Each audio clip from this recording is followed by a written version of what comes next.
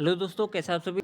आप सबका फिर स्वागत है हमारे आज की इस नई वीडियो के अंदर। इस वीडियो के अंदर हम बात करने वाले हैं कि आरएससीआईटी की जो पेपर है वो 31 जुलाई का, उससे रिलेटेड इंपॉर्टेंट क्वेश्चंस की। और इन क्वेश्चंस के अंदर से आपको बहुत सारे क्वेश्चंस ऐसे होंगे जो आपको अपने पेपर के अंदर देखने को मिल जाएंगे। बहुत सारे बच्चे ऐसे हैं जिन्होंने तैयारी कर चुके हैं, लेकिन बहुत सारे ऐसे हैं जो भी तैयारी नहीं है। तो अगर वो इन क्वेश्चनों को पढ़ जाएंगे तो मैं गारंटी देता हूँ आपकी 75% अबव बनेगी। उसके बाद में मैं आपका ज़्यादा टाइम बर्बाद नहीं करूँगा, तो फटाफट से वीडियो को स्टार्ट करते हैं। जैसे ही आप यहाँ पे देख सकते हो कि पहला क्वेश्चन आपकी स्क्रीन पे है, वर्ल्ड वाइड वेब में किसी विशिष्ट विषय को ढूंढने के लिए और का प्रयोग करते हैं। यानी कि आप www का यूज़ कहाँ पे करते हो, तो वो आप करते हो सर्च इंजन एंड इंडेक्स के अंदर। मैं आपको सीधा आंसर बताऊँगा, इसके अंदर ज़्यादा आपका टाइम बर्बाद नहीं करूँगा। और उसके अंदर मैं आपसे को इन क्वेश्चन से रिलेटेड जो इंपॉर्टेंट क्वेश्चन है वो भी आपको साथ साथ बताता जाऊंगा। तो पहले क्वेश्चन का आंसर हो गया ऑप्शन सी। उसके बाद में जैसे आप नीचे आओगे तो आपको दूसरा क्वेश्चन आपको दिख रहा होगा, दोस्तों और संबंधियों के साथ नेटवर्क बनाने के लिए उपयोग में आने वाली वेबसाइट्स को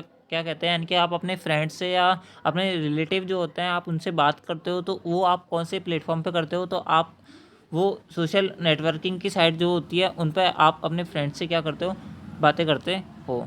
ठीक है, तो दोस्तों दूसरा जो क्वेश्चन है उसका जो आंसर है वो ऑप्शन ए है। और दोस्तों सोशल नेटवर्किंग साइट क्या होती है, जैसे कि फेसबुक आप यूज़ करते हो, व्हाट्सअप यूज़ करते हो, ट्विटर, इंस्टाग्राम, ये सारी क्या है हाँ सोशल नेटवर्किंग की साइट है। क्वेश्चन थर्ड जो है वो ये है कि यूआरएल क्या है। यूआरएल एक वाइड वेब के संसाधन का एक पता है। यानी कि आप www यानी कि गूगल पे जो सर्च करते हो वो यूआरएल पे आप अपना जो आपकी क्वेरी होती है, जो आपको सर्च करना होता है, वो लिखते हो। यूआरएल एक बहुत इंपॉर्टेंट क्वेश्चन है आरएससीआईटी की दृष्टि से। यूआरएल जो है इसकी फुल फॉर्म आपको पता होना चाहिए। यूआरएल की फुल फॉर्म होती है यूनिफॉर्म रिसोर्स लोकेटर। सर आप इसको नोट डाउन कर सकते हो। अब बढ़ते हैं अपने नेक्स्ट क्वेश्चन की तरफ। क्वेश्चन 4 जो है आप जैसे कि देख सकते हो अपनी स्क्रीन पर, ई लर्निंग ऑनलाइन शिक्षा को पाठ्य सामग्री किन विकल्प में मिलती है। यानी कि आप अगर ऑनलाइन स्टडी करते हो तो आपको क्या क्या उसके अंदर देखने को मिलता है। तो आपको वर्ड डॉक्यूमेंट मिल जाएगा, वीडियोस मिल जाएंगी, स्लाइड शो नहीं मिलेगा आपको, उसके अंदर में पीडीएफ भी मिल जाएंगे आपको। तो इसका आंसर जो है वो ऑप्शन सी है। ठीक है, उसके अंदर अब बढ़ता है क्वेश्चन 5 की तरफ। आप तो जैसे कि आप क्वेश्चन 5 देख सकते हो कि डायरेक्टरी सर्च को भी कहा जाता है। यानी कि डायरेक्टरी सर्च को और क्या कहा जाता है, तो उसको यूनिक सर्च भी कहा जाता है, इंडेक्स सर्च भी कहा जाता है और डायरेक्टरी सर्च भी कहा जाता है। यानी कि ऑप्शन डी जो है इसका राइट आंसर होने वाला है। अब बढ़ते हैं अपने नेक्स्ट क्वेश्चन की तरफ। तो छठा क्वेश्चन यानी कि 6 क्वेश्चन आपका ये है कि ऑनलाइन शॉपिंग वेबसाइट के उदाहरण है। तो आप ऑनलाइन शॉपिंग कहाँ से करते हो, तो आप ऑनलाइन शॉपिंग स्नैपडील से भी करते हो, अमेजोन से भी करते हो, फ्लिपकार्ट से भी करते हो। यानी कि ऑप्शन जो डी है इसका सही आंसर दिए गए सभी। दोस्तों अब बढ़ते हैं अपने नेक्स्ट क्वेश्चन की तरफ। आप अपना जो क्वेश्चन 7 है वो देख सकते हो कि ईमेल क्या है। ईमेल की इसमें फुल फॉर्म पूछ रहा है इंडायरेक्टली। तो ईमेल क्या होता है, ईमेल का फुल फॉर्म होता है इलेक्ट्रॉनिक मेल। इस प्रकार ई कॉमर्स का फुल फॉर्म होता है इलेक्ट्रॉनिक कॉमर्स, और ई मित्र का होता है इलेक्ट्रॉनिक मित्र। ठीक है, तो ऑप्शन डी जो है इसका राइट आंसर है। उसके अंदर में बढ़ता है अगले क्वेश्चन की तरफ। ई अगला जो क्वेश्चन है वो आपसे पूछ रहा है कि ई कॉमर्स के क्या अलावा है। तो ई कॉमर्स के अलावा कि आप ऑनलाइन खरीदारी करते हो उससे क्या फ़ायदे हैं आपको, तो आपको वहाँ से सुविधा मिलती है, घर बैठे आपका सामान आता है, उत्पादों की श्रृंखला, आप कितने प्रोडक्ट खरीद सकते हो, पैसे की बचत होती है। उसके अंदर इसका ऑप्शन जो है ऑप्शन डी जो है इसका राइट आंसर होने वाला है। अब बढ़ते हैं अगले क्वेश्चन की तरफ। सोशल नेटवर्किंग की साइट के उदाहरण है। तो सोशल नेटवर्किंग साइट मैं आपको बताया भी था, फेसबुक, ट्विटर, इंस्टाग्राम। यानी कि ऑप्शन डी जो है इसका राइट आंसर है। ठीक है, अगला क्वेश्चन, डोमेन नाम के पीछे डॉट आने के बाद में आखिरी भाग को क्या कहते हैं। यानी कि जैसे आप अपनी वेबसाइट लिखते हो IRCTC.co.in, तो ये जो डॉट आ गया इसके में ये जो भाग है इसका, ये भाग क्या कहलाता है, तो ये भाग इसका कहलाता है डोमेन कोड्स। क्या कहलाता है, domain codes. Option D right answer है इसका। अगला जो क्वेश्चन है वो है क्लाउड स्टोरेज प्लेटफॉर्म के उदाहरण है। तो cloud storage Microsoft one drive भी है, गूगल ड्राइव भी, ड्रॉप बॉक्स भी, यानी कि दिए गए सभी, यानी ऑप्शन डी राइट आंसर है। अब अगला क्वेश्चन पूछ रहा है MOOC की फुल फॉर्म क्या है। तो उससे पहले मैं आपको बता दूं MOOC जो है वो शिक्षा से रिलेटेड है, यानी कि आपके एजुकेशन सेक्टर से संबंधित है। इसकी जो फुल फॉर्म होती है वो होती है मैसिव ओपन ऑनलाइन कोर्स। ठीक है, ठीक है। उसके बाद में अगला क्वेश्चन आपका ई ज्ञान के में किस तरह की पाठ्य सामग्री उपलब्ध कराई जाती है। तो ई ज्ञान जो होती है उसमें पावर पॉइंट वीडियोज़ भी दिखाई जाती है, ई बुक्स भी होती है और ई कंटेंट भी होता है। यानी कि ऑप्शन डी राइट आंसर है इसका। जो अगला क्वेश्चन है GBPS यानी क्या होता है GBPS, तो GBPS इसका फुल फॉर्म होती है गीगाबाइट पर सेकेंड। ठीक है। अगला जो क्वेश्चन है वो ये है कि MS ऑफिस में व्यक्तिगत सूचना प्रबंधक और ईमेल का सॉफ्टवेयर जो है, यानी कि व्यक्तिगत सूचना जो प्रबंधन है इसका सॉफ्टवेयर है MS आउटलुक। ठीक है, ऑप्शन बी इसका राइट आंसर है, 15 का ऑप्शन बी। अगला क्वेश्चन है, एक फोल्डर है जो आपके द्वारा हटाई गई फाइलों और फोल्डरों के लिए ऐसे संग्रहण करता है, तो उसको हम अपने कंप्यूटर में रिसाइकल बिन के नाम से जानते हैं, यानी कि रिसाइकल बिन होता है। ठीक है, अस्थायी संग्रहण करता है फोल्डर और फाइलों का। ऑप्शन क्वेश्चन 16 का जो आंसर है वो है ऑप्शन सी। अगला क्वेश्चन है, DVD-R का फुल फॉर्म क्या है? तो DVD-R का फुल फॉर्म होता है digital video disc readable. Option जो ए आंसर है, ऑप्शन ए जो है इसका सही आंसर है, यानी कि डिजिटल वीडियो डिस्क रीडेबल जो है वो इसका ऑप्शन सही आंसर है। उसके बाद में अगला क्वेश्चन पढ़ते हैं हम। अगला क्वेश्चन में ऐसे पूछ रहा है, स्टेटमेंट दिए हुए हैं दो, इनमें से आपको बताना है कौन सा सही है कौन सा गलत है। तो क्वेश्चन ऑप्शन यानी कि स्टेटमेंट फर्स्ट जो है वो ये है कि आउटलुक 2010 एप्लीकेशन सॉफ्टवेयर नहीं है, तो ये इसका गलत ऑप्शन है। आउटलुक 2010 एप्लीकेशन सॉफ्टवेयर है। उसके बाद में अगला क्वेश्चन पूछा है, स्प्रेड सेल में के सेल के में मान वर्णानुक्रम और क्रमबद्ध किए जाते हैं, तो ये ऑप्शन 2 जो है वो उसका सही है, यानी कि पहला गलत है और दूसरा सही है, यानी ऑप्शन सी जो है इसका राइट आंसर है। अगला क्वेश्चन, विंडोज़ 10 में सॉफ्टवेयर इंस्टॉल नहीं किए जा सकते, तो विंडोज़ 10 में आप वर्ड फाइल का जो है उपयोग करके आप सॉफ्टवेयर इंस्टॉल नहीं कर सकते, क्योंकि वर्ड फाइल का उपयोग करके आप किसी फाइल का सकते हो उसको आप टाइप कर सकते हो। ठीक है, इंस्टॉल नहीं कर सकते। उसके बाद में अगला क्वेश्चन है आपके पास क्वेश्चन 20 कि निम्न में से कौन सा निर्देश MS वर्ड 2010 में कॉपी फॉर्मेटिंग के लिए काम आता है? तो कॉपी फॉर्मेटिंग के लिए आप Ctrl+C दबाते हो।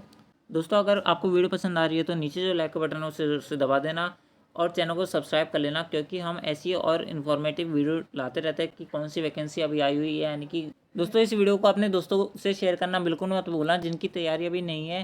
क्योंकि दोस्तों, आप हमें कमेंट में ये बात जरूर बताना कि आपके कितने क्वेश्चन सही हुए। चैनल पर पहली बार विजिट किए हो तो आप चैनल को सब्सक्राइब करना मत भूलना, क्योंकि हमारा जो चैनल है वो आपको डेली अपडेट्स, यानी डेली जो भी नए नए अपडेट्स आते हैं या फिर डेली जो नई वैकेंसीज होती है आपके लिए, तो उसके लिए बताते रहते हैं, यानी कि उसके लिए वीडियोस आती रहती है। उसके बगल में जो बेल आइकन है उसको ज़रूर दबा देना। दोस्तों, आपका जब 31 जुलाई को पेपर हो जाए उसके अंत में आप हमें कमेंट में ज़रूर बताना कि आपके कितने क्वेश्चन सही हुआ। और 31 जुलाई को जब आपका पेपर हो जाए उसके अंत में आप हमें कमेंट में ज़रूर बताना कि आपको हमारी आज की इस वीडियो के अंदर से कितने क्वेश्चन मिले, और हम कल भी आपके लिए एक वीडियो लेके आएंगे इन 2 वीडियोज़ के अंदर से, और आपके 80 से 80 प्लस बन जाएगी अगर आपने अभी तक बिल्कुल तैयार नहीं करी है तब भी। ठीक है, तो बढ़ते हैं अपने नेक्स्ट क्वेश्चन की तरफ। अब अगला क्वेश्चन जो है किसा वो ये से बोल रहा है कि निम्न में से कौन सा निर्देश MS पावर पॉइंट में नई स्लाइड बनाने के लिए काम आता है? तो MS पावर पॉइंट में Ctrl+M जो है वो नई स्लाइड बनाने का काम आता है। बढ़ते हैं नेक्स्ट क्वेश्चन की तरफ। अगला क्वेश्चन ऐसा बोल रहा है कि मतलब 2 स्टेटमेंट दिए 22वें क्वेश्चन के अंदर और आपसे पूछ रहा है कौन सा सही है इनमें से।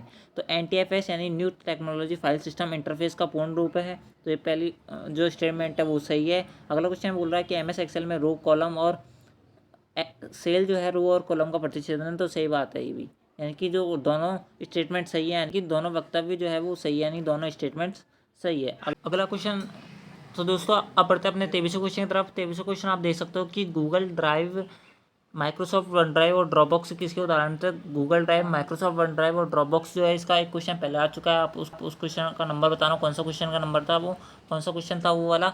और इसका अंदर आपसे पूछा है कि किसके उदाहरण है, तो इसके अंदर जो ऑप्शन डी है वो राइट आंसर है, क्लाउड स्टोरेज सर्विसेज। इसके अंदर ए जो है हमसे गलती से मिसप्रिंट हो गया है, यानी कि गलती से हम पे लिखने में आ गया है। ठीक है, उसके अंदर अगला क्वेश्चन जो है वो है 24वां, एक वेबसाइट कंप्यूटर सिस्टम पर होस्ट की जाती है तो उसे हम क्या कहते हैं? एक वेबसाइट जो कंप्यूटर सिस्टम पर होस्ट की जाती है उसको वेब सर्वर बोलते हैं। ठीक है, उसके अंदर में अगला क्वेश्चन की तरफ बढ़ते हैं। किसी दस्तावेज में कोई बुकमार्क डालने के बाद आप बुकमार्क में बनाकर टेक्स्ट में अन्य स्थान से उस बुकमार्क को संदर्भित कर सकते हैं, तो इसका आंसर जो है वो है हाइपरलिंक। हाइपरलिंक्स में ये होता है कि आप उस हाइपरलिंक को अगर किसी भी टेक्स्ट के बगल में डाल देते हो तो आप उससे सीधे अपनी वेबसाइट पे पहुंच सकते हो। हाइपरलिंक की जो शॉर्टकट की होती है वो होती है Ctrl+K। ठीक है, Ctrl+H मत करना, क्योंकि Ctrl+H से जो है वो रिप्लेस का ऑप्शन आता है आपको कंप्यूटर के अंदर। ठीक है, अब बढ़ते अगले क्वेश्चन की तरफ। अगला क्वेश्चन ऐसा बोल रहा है कि आपकी स्क्रीन पर किसी ऑब्जेक्ट का स्क्रीनशॉट लेने के लिए आप विंडोज़ 10 में मूलभूत एप्लीकेशन का उपयोग किया जाता है, तो उसके अंदर आपको किया जाता है स्नैपिंग टूल का। ठीक है, अब बढ़ते हैं अगले क्वेश्चन की तरफ। ठीक है, अगला क्वेश्चन ऐसा बोल रहा है कि मान ले कि प्रत्येक अंक B2 से B7 सेल में है, प्रत्येक पेपर के लिए अधिकतम अंक 100 है। MS एक्सेल में प्रतिशत की गणना, यानी कि आपको परसेंटेज कैसे निकालोगे आप MS एक्सेल के अंदर। आपको अगर फॉर्मूला पता है तो आप बता सकते हो, लेकिन मैं आपको बताता हूँ कैसे निकालते हैं। दोस्तों आप इसके परसेंटेज निकालने के लिए क्या करोगे, B2 से जो 7 तक की जितनी भी सेल है उन सबका योग करोगे, यानी कि उन सबको जोड़ोगे। उसके बट्टे में 600, यानी कि 6 सब्जेक्ट है, इस कारण से पर सब्जेक्ट का 100 अंक है, इस कारण से, और इंटू आप 100 करोगे, यानी कि ऑप्शन जो बी जो है इसका राइट आंसर है। अब बढ़ते हैं अगले क्वेश्चन तरफ। दोस्तों चैनल को सब्सक्राइब करना मत भूलना, क्योंकि इस चैनल को सब्सक्राइब करने से जो 31 जुलाई की जो हम आंसर के लेके आएंगे उसका नोटिफिकेशन आपके पास सबसे पहले आएगा और सबसे पहले आप आंसर देख पाओगे। और सब्सक्राइब कर लो, क्योंकि हमारी जो कल की वीडियो वो उससे भी ज़्यादा महत्वपूर्ण होने वाली है। इस जो टेस्ट सीरीज है, यानी कि ये वाले जो क्वेश्चन है, इनमें से आपके कितने क्वेश्चन सही हुए आप हमें कमेंट में जरूर बताना।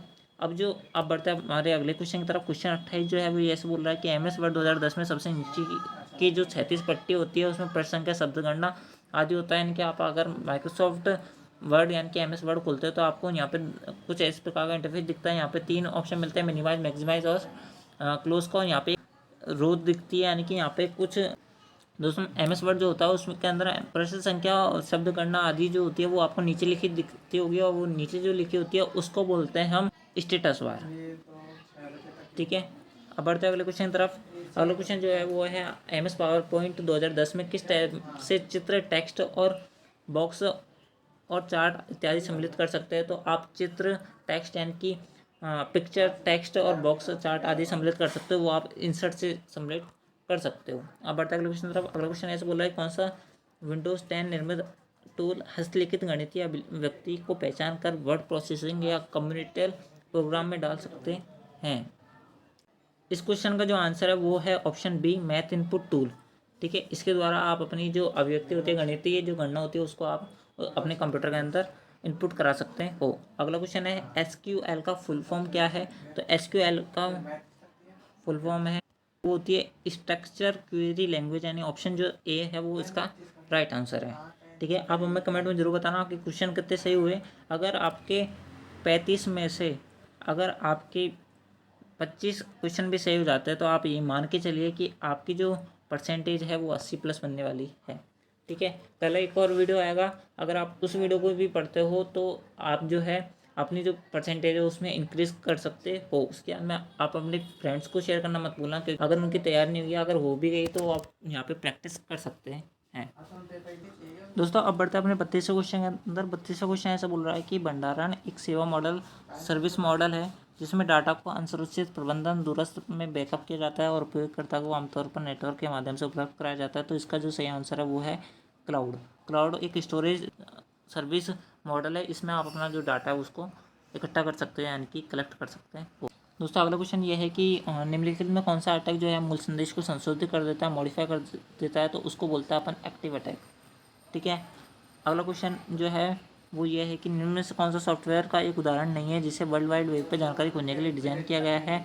तो कौन से इनमें सर्च इंजन नहीं है। तो पेंट जो है इनमें सर्च इंजन नहीं है।